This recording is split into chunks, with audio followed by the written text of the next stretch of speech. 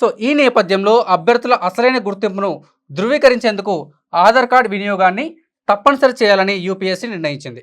ఎందుకు అనేటటువంటి అంశంలో మరి ఒక టాపిక్ ఏంటంటే పూర్తిగా డిజిటలైజేషన్ చేయాలి. అంటే ఎక్కడ కూడా పేపర్ వర్క్ లేకుండా మొత్తం డిజిటలైజేషన్, అంటే ఫింగర్ ప్రింట్ కావచ్చు, ఫోటో కావచ్చు, ఐ ప్రింట్ కావచ్చు, సంథింగ్ ఏదైనా కావచ్చు.